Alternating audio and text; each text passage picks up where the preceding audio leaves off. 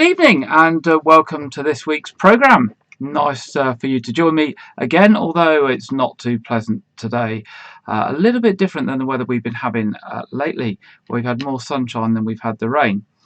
But on to the news. In the news this week, free parking for COVID vaccinations at Weymouth Pavilion is to be stopped. Free parking has been available at the Weymouth Pavilion car park since the site became a vaccination clinic in February.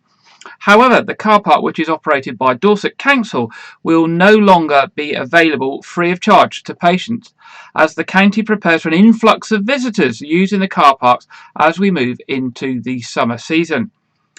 However, parking for NHS staff and volunteers helping to run the clinic will still continue to be free of charge. In a statement, a spokesman for Dorset Council said, "Due to the start of the visitor season, unfortunately we are no longer able to offer free parking for the people attending the Weymouth Pavilion for their COVID vaccination. Everyone using this car park will now need to pay accordingly." The council has said that they've considered options, but if they sectioned off part of the car park for vaccination use, they would not have the resources to enforce and manage which motorists are parking for leisure and which are attending the clinic.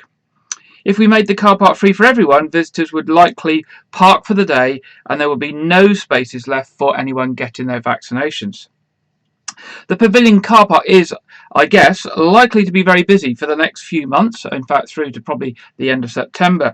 So those getting their COVID jabs at the Pavilion complex are advised to plan ahead and allow more time to find parking if driving to the clinic. So that's COVID vaccinations. It's been a really busy week for Weymouth Lifeboat team. Weymouth All-Weather and Inshore Lifeboats had a busy bank holiday weekend dealing with 4 shouts. Both Weymouth RNLI lifeboats were launched just after 9:30 on Monday the 3rd of May to search for a yacht in Weymouth Bay which had broken free of its mooring in Portland Harbour. When it broke free in severe gale force winds from its mooring, the skipper, the 44-foot yacht, had managed to get the engine started and had just enough control of the yacht. And with his sails in shreds, he managed to steer the yacht through the north entrance of Portland Harbour and out into the bay. Under bare poles of the severe gale force winds and rough seas, the yacht was being swept across the bay at approximately 6 knots. Once the yacht had been located, the inshore lifeboat managed to get 2 crew members onto the casualty vessel and after some difficulty was able, after about 20 minutes, to assist the crew of the all-weather lifeboat to establish a tow. By this time, the yacht was approximately half miles off Redcliffe Point and only minutes from running ashore. Once the vessel was under tow, the all-weather lifeboat managed to pull the yacht to the safety of Weymouth Harbour, arriving at about midnight. Just a few hours earlier, the inshore lifeboat was also called out to assist the police and coast guard teams, with the casualty waist deep in the water below the Nothe Fork, and the same craft had been called out to the on back-to-back shouts the previous day. There we go, busy weekend for the lifeboat crew. Continuing on the lifeboat theme, Teresa Drage is leading from the front step by step, mile by mile, in the RNLI Mayday Mile Challenge. Teresa, who is the head of the fundraising committee at Weymouth Lifeboat Station, is undertaking the RNLI Mayday Challenge to travel a mile by any means every day for the month of May. Teresa, who uses a frame to help her walk, is walking a mile every day using her RNLI emblazoned walking frame. If you see her as you go around Weymouth, please say hello and offer encouragement in her fundraising efforts. Day 7, and Teresa has already raised over £700, with one lady giving Teresa £100 in memory of her late husband, who was an RNLI supporter. Now, there is a website. It's the Mile a Day Challenge, the RNLI Mile a Day Challenge. It's on the RNLI website, and you can search for Teresa Drage's page. So if you go to Google and type Teresa Drage RNLI Mile a Day, you'll get to her specific page and you can make a donation to her Mile a Day challenge. We hope to be out there with Teresa one day this week, having a chat with her while she is doing her challenge. A consortium of residents is planning to put together a bid to secure Brewers Quay as a community asset for future generations. Dorset Council confirmed it was also preparing a bid for funding from the government's Levelling Up scheme to fund a regeneration of the historic former brewery site. But the authority has ruled out buying the site itself under a compulsory purchase order. Details of discussions surrounding the future of the crumbling site came after it was revealed a legal notice ordering its owners to carry out urgent maintenance works within the next year had been served. Currently, the Victorian Brewery building in Hope Square is earmarked for transformation into luxury housing. But its redevelopment has now been thrown into doubt after the company behind the scheme, Versant, collapsed on February the 22nd. Dorset Council said administrators for the company are currently seeking offers from the market for the purchase of the building, which are due to be submitted in the next week, and have revealed details of talks that have been taking place about how the site could be brought back into use as a going concern. A council spokesman said these include the registration of the site as an asset of community value, compulsory purchase by the council, and a bid for government grant under the Levelling Up Fund. Dorset Council said it understood some community groups and residents feel the authority should wield its powers to begin a compulsory purchase order process to buy the building from its current owner. But a spokesman said compulsory purchase is an expensive and prolonged process. It would result in the cost of the building falling on the shoulders of taxpayers. In light of the other opportunities to bring the building back into use, this is not a route Dorset is pursuing at this time. Following the collapse of Versant, 2 Save Brewery Quay community groups were launched with the shared objective of raising funds and rallying public support to retain the landmark for the future. Dorset Police have reported that a man has come forward following an image appeal in relation to an incident where a child's bike was reportedly damaged in Weymouth. The incident occurred at around 4:30 on Sunday the 18th of April at the WykeRegis pump track off Fairview Road. It was reported that an 11-year-old boy was riding with a friend at the park when he accidentally clipped a young girl as he rode past her. The girl started to cry and a man then allegedly came over to the boy shouting and swearing at him. The man reportedly picked up the boy's mountain bike and threw it around 10 feet, causing damage to the bike.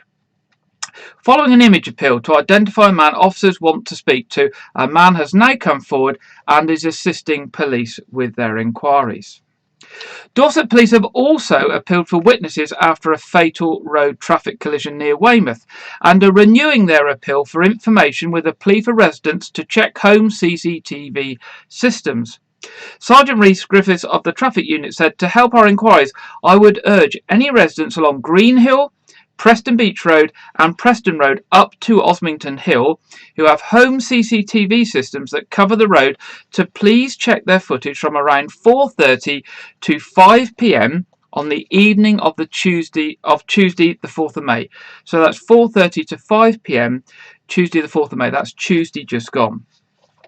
I would be keen to hear from anyone who may have captured a group of 4 motorcyclists passing. Officers are also appealing for witnesses or anyone with relevant dashcam footage to come forward." Dorset Police received a report of a collision that occurred at around 5 p.m. on Tuesday the 4th of May on the A353 Preston Road at Osmington Hill. The collision involved a blue Yamaha motorcycle, which it was reported to have been travelling as part of a wider group of 4 motorcycles. Officers attended along with the ambulance service and very sadly the rider of the Yamaha, a man aged in his 20s from Poole, was pronounced dead at the scene. Anyone with CCTV footage, dashcam footage or any other information on this group of motorcyclists or the incident itself, please are asked to come forward and call Dorset Police on 101 or if necessary to contact them anonymously through the Crime Stoppers charity on free phone 0800 555 111. Dorset and Wiltshire Fire and Rescue Service is recruiting young people aged 16 to 25 who are not in education, employment or training for their up-and-coming Prince's Trust Team programme. This 12-week personal development course will involve a mixture of group activity sessions both indoors and out, including a 2-week work experience placement, enabling participants to gain the evidence required for the Prince's Trust Employment, Teamwork and Community Skills qualification. Debbie Harvey, the Prince's Trust team leader, said, "We are looking forward to the team programme restarting after the January course had to be postponed due to COVID-19. The course is a great way to build up your confidence, develop skills that employers are looking for and improve your CV to help you in your next step." We've got a packed 12-week planned, including lots of outdoor adventure and team building activities in the first 2 weeks, such as canoeing, kayaking, mountain biking and climbing, to get the group working together as a team. The course starts on Monday the 17th of May and will be delivered from the 3rd Pool Seascape Centre, Edith Lyle Hall, West Quay Road, Poole. Spaces are limited to follow social distancing during indoor sessions, so if you're interested in finding out more, please contact Debbie Harvey, the Prince's Trust team leader, as soon as possible on 07500 066 134. That's 07500 066 134. Or you can email Debbie at debbie.harvey@dwfire.org.uk. And this week we're finishing our headlines with some more health news. Firstly, it's Diabetes Prevention Week starting on Monday. In fact, it's Type 2 Diabetes Prevention Week starting on Monday, that's the 10th of May. About 90% of people with diabetes have Type 2 diabetes. The signs may not be obvious, or there may be no signs at all. Therefore, it might be up to 10 years before you find out you have it. It's important to know the risk factors, and finding out your risk of type 2 diabetes can only take a few minutes. They have launched a website, and the website is riskscore.diabetes.org.uk. That's riskscore.diabetes.org.uk. Ask you a few questions, it takes a few minutes, and it will tell you how at risk of type 2 diabetes you are. And continuing the health theme, Mental Health Awareness Week begins on Monday as well, and this is going to be hosted in the area by the Mental Health Foundation. The theme for this year is nature. The aim for the week is to inspire more people to notice and connect with nature in new ways. Stop to listen to the birds, smell the fresh cut grass, take care of the houseplant, notice any trees, flowers or animals nearby. Take a moment to appreciate these connections. If you want to get involved, you can share images, videos or just sound recordings of the nature on your doorstep and how this made you feel on social media. Using got the wrong teeth in today. Using the following hashtags: hashtag Connect with Nature and hashtag Mental Health Awareness Week. So there we go. That's our headlines this week. So moving on to our feature pieces tonight. On Thursday, people voted for councillors for Weymouth Town Council and for the Dorset Police and Crime Commissioner. There were also some referendums for neighbourhood plans in the area. It wasn't as busy in terms of elections in Dorset as it was elsewhere in the country. And of course, you'll gather how busy it was elsewhere in the country by the media coverage and the fact that the media were calling it Super Thursday Election. So much was happening. But in our area, we had elections for the Town Council, for Weymouth Town Council, just in 2 wards. In WykeRegis ward itself, and there was a 35.4% turnout for that election, and Becky Blake, the Labour Party candidate, is now the local councillor for, or a local councillor, because we have 3 for WykeRegis ward on Weymouth Town Council. The other Weymouth Town Council ward was Preston ward, and there was a 52.7% turnout there. That's a very high percentage turnout for this sort of election. And Peter Dickinson, who was the Conservative Party candidate, was elected there. Obviously on WykeRegis TV, we interviewed all of the WykeRegis candidates, and we'd like to say thank you to the 2 unsuccessful candidates, to Claudia for the Green Party and Joanna for the Conservatives, who engaged with us and answered our questions and did interviews for us. So thank you to both of those, and commiserations for not winning. But I'm sure we have a very worthy candidate as our town council councillor. There were 2 neighbourhood plan referendums. There was one in Chickerell, and 1,006 people voted in favour of the plan and 184 against, and the turnout was 24.7%. And on Portland, 1,653 voted in favour of their neighbourhood plan and 346 against, and the turnout was just over 21%. Those neighbourhood plans will now be taken to Dorset Council Cabinet, where councillors will decide whether to formally adopt them and make them happen. If formally adopted, the neighbourhood plans will be used to inform decisions on planning applications in the area. Of course, the other election was for the Police and Crime Commissioner, and David Civic has been confirmed as the new Police and Crime Commissioner for Dorset. David will take up his office as Police and Crime Commissioner on Thursday, the 13th of May. Dorset Police Chief Constable James Vaughan said, "I would like to offer my heartfelt congratulations to David Civic. My colleagues and I stand ready to support him in any way we can. We look forward to a productive relationship with our new PCC and will be ready to assist them in the development and delivery of the new Police and Crime Plan." Coming back to WykeRegis, in terms of WykeRegis, we'd obviously like to congratulate Becky Blake as our new elected local councillor, and Becky would also like to say thank you to the community. So just finishing this section, we're going to hear from Becky now. Hello, lovely people of Wyke.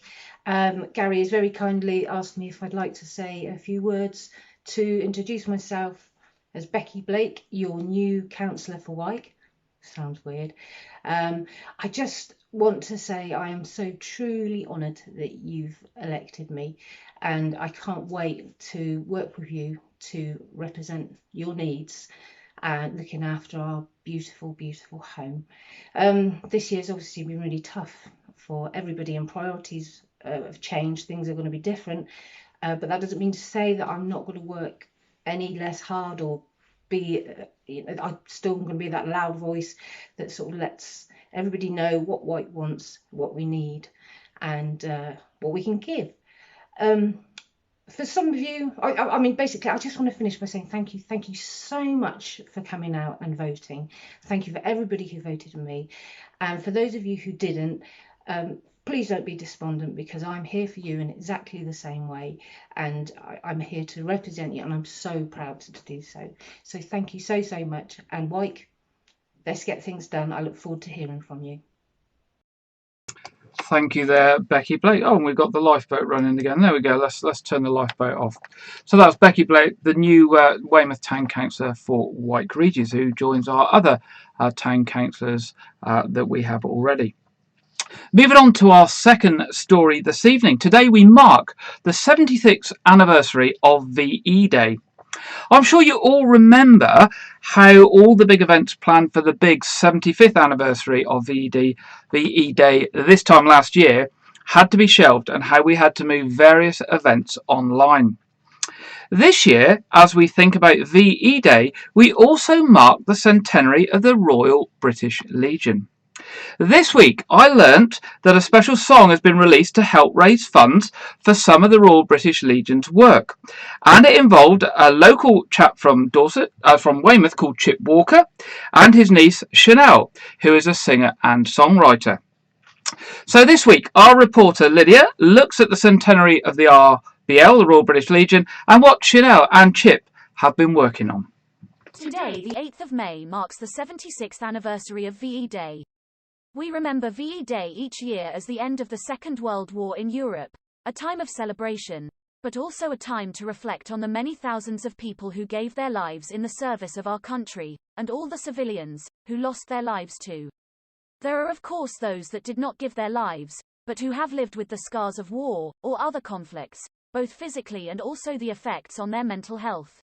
As an organisation, the Royal British Legion, or the Legion as we often affectionately call it, represents, supports and cares for so many ex-service people affected by conflict, but like so many other organisations has been affected by its ability to fundraise over the last year.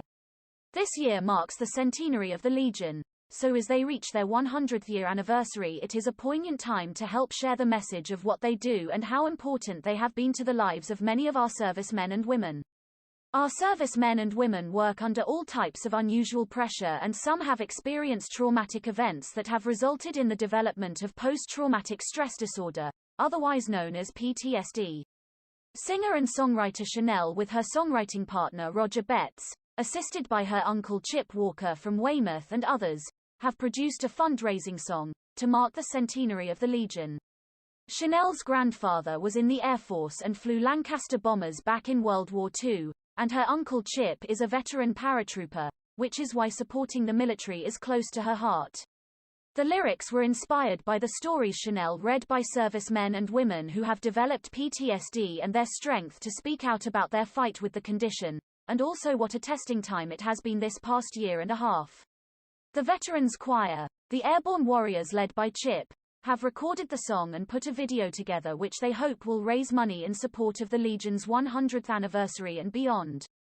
The Just Giving page has launched today and we hope you will go along and make a donation to the work of the Royal British Legion. The link is now on screen. The song is called From Now On. From the different branches of the military. Some of those people are heroes and we're forgetting them, we're losing them. Right now is the time to remember them.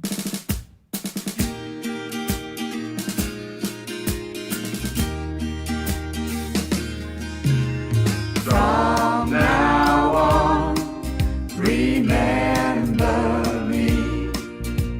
Time can change the way things seem. With a smile for the good it's been. From now on, we can be free. Like in those good old days, when those devoted to save recall those memories. Live your life for today, for the ones we met along the way. Remain strong, life does go on. From now on, remember me. Time can change the way things seem. With a smile for the good it's been. From now on, we can be free. Back in those good old days, an honorable crew went away, took on those enemies, so we could live every day to appreciate the time we've gained. Remain strong, life does go on. In the light, when the blinds remain shut tight, wake, open your eyes.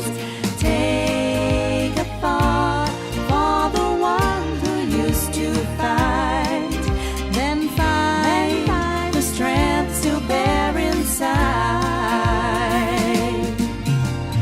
From now on, remember me. Time can change the way things seem. With a smile for the good it's been. From now on, we can be free.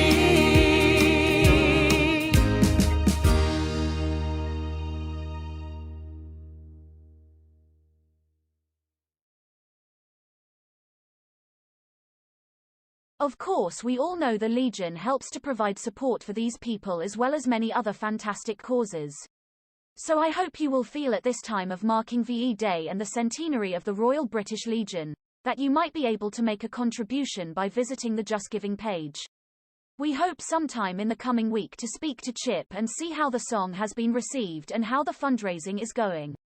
We are grateful to Chanel and Chip and the Char and Bets for giving us permission to broadcast their song.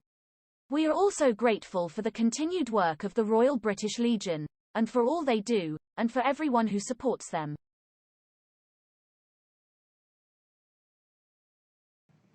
There we go.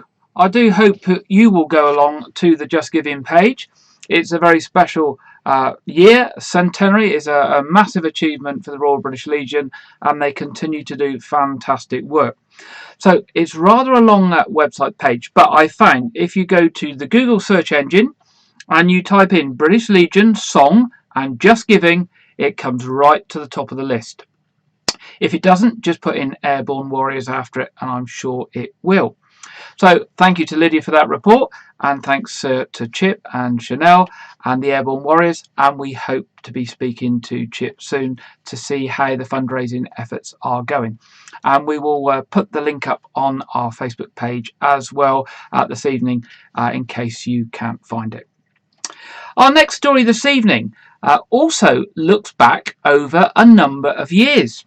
It's 70 years ago when the Festival of Britain and the Royal Festival Hall was opened.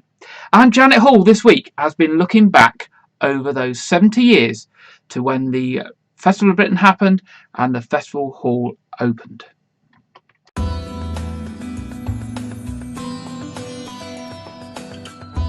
Hello everyone. Did you know it is 70 years ago this month that the Festival of Britain and the Royal Festival Hall in London were opened? The aim of the festival was to lift the nation's spirits by celebrating British industry, arts and science. It was just 6 years after World War II, and Britain's towns and cities showed scars that remained a constant reminder of the turmoil of the previous years. So it was hoped that this would promote a feeling of recovery and make people feel good about themselves again. The main site of the festival was constructed on a 27-acre area in the South Bank, London, which had been left untouched since being bombed in the war. In keeping with the principles of the festival, a young architect, aged only 38, Hugh Casson, was appointed Director of Architecture for the festival and to appoint other young architects to design its buildings. With Casson at the helm, it proved to be a perfect time to showcase the principles of urban design that would feature in the post-war rebuilding of London and other towns and cities. The main site featured the largest dome in the world at that time, standing 93 feet tall with a diameter of 365 feet. This held exhibitions on the theme of discovery, such as the New World, the polar regions, the sea, the sky, and outer space. It also included a 12-ton steam engine on show. Adjacent to the dome was the Skylon, a breathtaking, iconic, futuristic-looking structure. The Skylon was an unusual vertical cigar-shaped tower, supported by cables that gave the impression that it was floating above the ground. Another feature was the Telecinema, a 400-seat state-of-the-art cinema operated by the British Film Institute. This had the necessary technology to screen both films, including 3D films, and large-screen television. This proved to be one of the most popular attractions in the South Bank site. Once the festival closed, the Telecinema became home to the National Film Theatre and wasn't demolished until 1957, when the National Film Theatre moved to the site it still occupies at the South Bank Centre. Other buildings at the site on South Bank included the Royal Festival Hall, a 2,900-seat concert hall that hosted concerts conducted by the likes of Sir Malcolm Sargent and Sir Adrian Boult in its opening concerts. As with most large government-sponsored funded projects, like the Millennium Dome and the Olympics in London 2012, the festival met with much controversy, from the concept to its completion. Even before the festival opened, it was condemned as a waste of money. Many people believed it would have been better spent on housing after the destruction of so many houses during the Second World War. Once opened, the critics turned to the artistic taste, claiming the Royal Festival Hall was too innovative. It was also criticised for being too expensive, with entrance to the Dome of Discovery costing 5 shillings. Even with the above complaints, though, the main festival site on the South Bank managed to attract more than 8 million paying visitors. It was always planned to be a temporary exhibition, so the festival ran for 5 months before closing in 1951. It had been a success and turned over a huge profit, as well as being extremely popular. The buildings were dismantled except for the Royal Festival Hall, which is now a Grade 1 listed building, the first post-war building to become so protected, and is still hosting concerts to this day. When the buildings were dismantled, the site became a car park, and it remained so until 1977, when a park was laid out for the Queen's Silver Jubilee. The gardens underwent a transformation in 2012 to celebrate Queen Elizabeth's Golden Jubilee. The Queen subsequently reopened the gardens in October that year. Now that things are opening up a bit, I think I'll take a trip to London and go and see those gardens again. They're not far from Waterloo Station. Goodbye for now. Thank you very much, Janet. And I've actually learnt a couple of things in Janet's report there. I didn't realise that the Royal Festival Hall was that old, having walked past it many, many times. It actually looks still quite modern in its architecture. And the skylon, I always wondered where that came from. When I was a young skate, we had to build a skylon type construction out of bamboo canes and tied up with string. So there we go. And I've walked through the garden that Janet mentioned there many, many times when I've been going into Waterloo Station and having to go across the Thames to Parliament Square and the like. So thank you for that, Janet. Now we come to that time in the programme where we're going to see what the weather holds for us the rest of the weekend and for the week ahead. And this week we are joined by Aidan McGivern from the Met Office. Hello again. If April left you longing for rain, well, you'll like the look of Saturday. It will be wet for most of us. Sunday, though, brighter, and it will be warm for some. I've not said that for a while. So it does look brighter later in the day for southern areas and then into the west as well, but further rain arrives during the evening and overnight across western parts of England as well as Wales. And the rain pushes into the far north of Scotland. The Northern Isles seeing a lot of low cloud mist as well as outbreaks of rain. By Sunday morning, with all of this weather going on, of course, it's going to be frost-free. In fact, temperatures much higher on Sunday morning than they've been recently during the morning. 10s to 12s generally. Here's the position of the cold front on Sunday. It is making its way further east, but just ahead of it, we're pulling in this warmth that is particularly evident over the continent, but it could just affect East Anglia and the southeast. Something else that could affect East Anglia and the southeast, 1 or 2 potential showers or thunderstorms. They get quite close to the far southeast. Otherwise, outbreaks of rain on the cold front turn more showery as they slowly meander their way eastwards. Not much left to this across central and eastern England. Sunny spells predominantly on Sunday. Further west, further showers, and those showers will be heavy at times, quite numerous across Scotland, Northern Ireland, and then later western parts of England as well as Wales. A brisk breeze here, making it feel cool, but on the whole, temperatures are a bit higher in most places compared to Saturday and recent days, in fact. And given enough sunshine, 20 or even 21 Celsius is possible in East Anglia. A brief warm spell before we're back to average on Monday. Monday, Tuesday, Wednesday, basically showers and longer spells of rain average temperatures. However, we do lose those overnight frosts, so that's something to look forward to. Follow us on social media for all the latest. Bye-bye.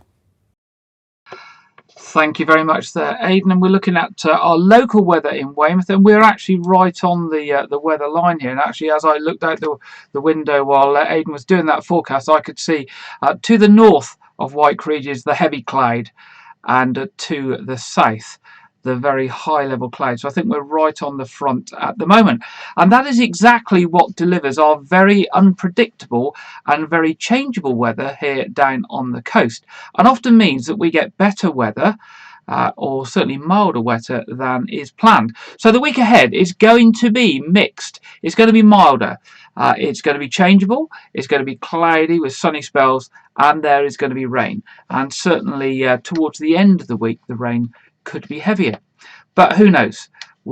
As I say, it's very unpredictable. We might end up with more sunshine than is planned in the weather, which often happens. Moving on and looking to the traffic and travel, roadworks continue in WykeRegis and beyond, particularly being done by Wessex Water. Lots of work being done by Wessex Water at the moment. Roadworks continue in Galway Road and Mandeville Road in WykeRegis with minimum disruption. Also in Dennis Road in Weston. And as we go over to Chickerell in Bar Lane and North Square, in Bar Lane and North Square though, they have indicated that delays are possible due to those roadworks. On the trains, there are no planned engineering works this weekend or in the week ahead from the services coming from Weymouth and via Great Western or South Western Railways leaving on our mainline services. So that's good news. Moving on to what's on. Weymouth Museum is scheduled to reopen on the 20th of May, and the Dorset Museum on the 28th of May, and the Keep Military Museum opening again on Monday the 17th of May. So lots of things opening up. We've got a few more opening up for you. Portland Castle reopens on the 17th of May, Portland Museum on the 17th of May, and the D-Day Centre in Castletown on the 19th of May. So there will be lots of things to do if you're local or on holiday here after the 17th of May, so that's good news. Also, to remind you, the outside areas of Weymouth Sea Life Centre are already open, and I guess that will be further opening up towards the end of the month as well. And if you're looking for somewhere to take the family, particularly if you've got younger children, don't forget we've got Fancy's Farm on Portland. That is open, and from the 17th of May, some of the other facilities at Fancy's Farm will be opening up further as well. The Pavilion we've mentioned many weeks, but I popped along to the Pavilion website this afternoon to see what was coming up, and it's far too much to mention here. They have got a packed programme, absolutely loads of dates on there, and a whole raft of amazing and different types of shows and things coming up for you. So please do pop along to the Weymouth Pavilion website. Do have a look at the events that are up. And do book some tickets. If you had tickets for any of the events previously and you haven't returned them, those tickets are valid. It says that on the website. So that's good news. Lots of stuff if people are coming to Weymouth on holiday and for local people as well. Also, to mention the Noath Fort, that is opening up more, and I've often mentioned the Southern Armour Group, so I'm just going to run a little bit of video while I'm talking of the Southern Armour Group. They have these rather large remote-controlled tanks. Now, they are at the Pavilion next weekend on the 16th, I think it is, and they're there, I think, just about every month through to September. Also, Dorset Arts Week is at the Noath from the 22nd to the 6th of June. And then at Half-Term Week, 31st of May to 6th of June, the Noath is bringing the long-awaited Mission to Save the Noath Fort, following the cancellation of this event earlier in the year. It's basically a thing for the families and children. Find the clues, break the codes and disarm the bomb at this unique event celebrating the history of spies in Weymouth and Portland during the Cold War. That sounds real fun, doesn't it? Another event for you on the 22nd of May is the Great British Beach Clean. And the Pause on Weymouth Beach and Open Spaces group is leading activities based in Wyke. They're going to be meeting at the Ferrybridge pub on the 22nd of May at 10 a.m. and the group will split into several groups, one going to Smallmouth, one going to Ham Beach, one to Ferrybridge and one to Pirates Cove. At the end of the beach clean, at around 12:30, everyone will meet up for tea and coffee at the Wyke Smugglers. They will supply pickers and sacks. Please bring your own gloves in case the ground is wet or mucky. Make sure you've got suitable footwear on. This is going to be a real community social event. But of course, most importantly, it's doing a very valuable thing, picking up litter and rubbish from our beaches to make them safer for not only the wildlife, but for people walking there and our visitors. And you can also join up to find out more about this event on the Pause on Weymouth Beach Facebook page. That's Pause on Weymouth Beach Facebook page. I did a search for it just before the programme and you can find it nice and easy, and then you can join up on that group and get all the information to do with this and other events that they are organising. Now it's time to move on to our film section for this week, and this week our film is Dream Horse, a true story from Warner Brother Pictures. Warner Brothers have been very, very active lately, so we've been covering a lot of Warner Brothers films. Get ready for the feel-good film of the summer, based on the incredible true story of Dream Alliance, bred on an allotment, born to win. Starring Toni Collette, Damien Lewis, Owen Teale and Joanna Page. Dream Horse is going to be in cinemas from June, basically, John Vokes, a cleaner and bartender, recruits her initially reluctant husband Brian and local accountant Howard Davies to help her bring together a syndicate of local people to breed a foal, which they name Dream Alliance. On the racetrack, he proves himself to be more than a match for the multi-million-pound racehorses he comes up against. A true working-class champion, taking on the establishment at their own game. But much more than this, Dream begins to alter the lives of everyone in the syndicate, not least Jan's. He is everything to her, friend, confidant, and an escape from life of always putting other people's needs first. Dream Horse is a classic story of triumph against adversity and a tale of how a woman strives to make her dream a reality in a place where hope is thin on the ground. Dream Horse will be released nationwide on the 4th of June 2021 by Warner Brother Pictures, and it is a true story. Here we go. Here's the trailer for Dream Horse. 1683, please. £32.28, please. I'm telling you, boys, she was my horse, and she won. Haven't seen him in here before. Owns a racehorse, does he? Owned? Word is, he almost lost everything. Things are a little tight cash-wise these days, so... Nice sirloin. Cheers, Nellis. I need something to look forward to when I get up in the morning. I'm going to breed a racehorse. Aye, and I'm going to play fly half for Wales. It's normally wealthy professionals who go in for this kind of thing. There's ways of doing these things, isn't there? 20 people in the village put in a tenner a week for 2 years. When the horse is born, everyone will be owners. We'll all have an equal share. Ha! If you lot are good enough to own a bloody racehorse, so am I. It's a tenner every week, Kirby, you pillock. Oh, God, he's gorgeous, isn't he? He needs a name. What about Dream Alliance? It's our dream, and we're all in it together, so Dream Alliance. Dream Alliance! Dream Alliance! Remember, there's a less than 1% chance this horse will ever win a race. He's facing the wrong way. If he keeps going in that direction, he'll end up back in the village. He's pretty rough around the edges. Come on, lad. Governor? He's definitely got something about him. Spirit, character. Like his own. Be brave. This is what you're born to do. We're going to the races. Our horse is gonna race! So proud of you. Seems like anything was possible. The horse from nowhere has captured the hearts of the nation. Dreams of beauty. Proper laddie's fight. We lost our jobs, our community, even our pride. And then Dream came along and reminded us what life is like when you have hope.